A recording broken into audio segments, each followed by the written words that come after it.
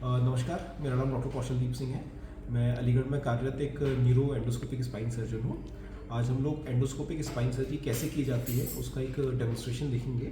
तो जैसे देख पा रहे हैं आप, ये हमारा एक डमी मॉडल है जिसमें हमने यहाँ पे एक पेल्विस का जो एरिया होता है, नीचे का हिस्सा वो दिखा रखा है। ये हमने पूरा कमर का एक मॉडल बना रखा है। इसके अंदर एक हड्डी भी होती है, हम लोग जो प्रैक्टिस के लिए इस्तेमाल करते हैं। उसके बाद हम लोग सबसे पहले जब भी सर्जरी कर रहे होते हैं तो पहले हम लोग सिया में एक मशीन होती है एक्सरे करने की, जिससे हम लोग पहले देख लेते हैं कि हड्डी पे हमें किस जगह पे सर्जरी करनी है। उस पर हम लोग फाइनलाइज करने के बाद हम लोग चीरा लगाते हैं उसके अंदर।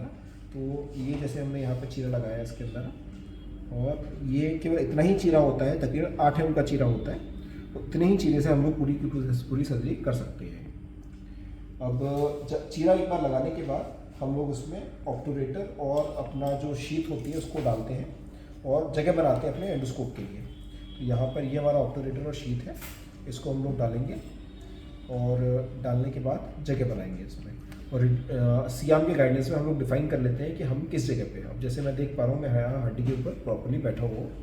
इसके बाद इसके ऊपर हम लोग शीट डालते हैं अपनी, और शीट को डालने के बाद जब ये पूरा हड्डी के ऊपर बैठ जाती है अपनी यहाँ, तो इसको हम लोग निकाल लेते हैं। और निकालने के बाद इसमें से हम लोग अपना कैमरा डालते हैं। ये हमारा मैक्सिमो कंपनी जर्मनी का कैमरा है जो कि बहुत अच्छा विजन हमें प्रोवाइड करता है।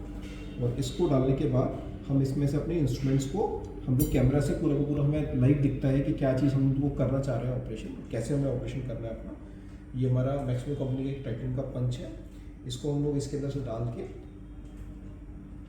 सामने कैमरा में देखते हुए पेशेंट को ऑपरेट करते हैं। और इस तरीके से बोन को हम लोग हड्डी को हटाते रहते हैं।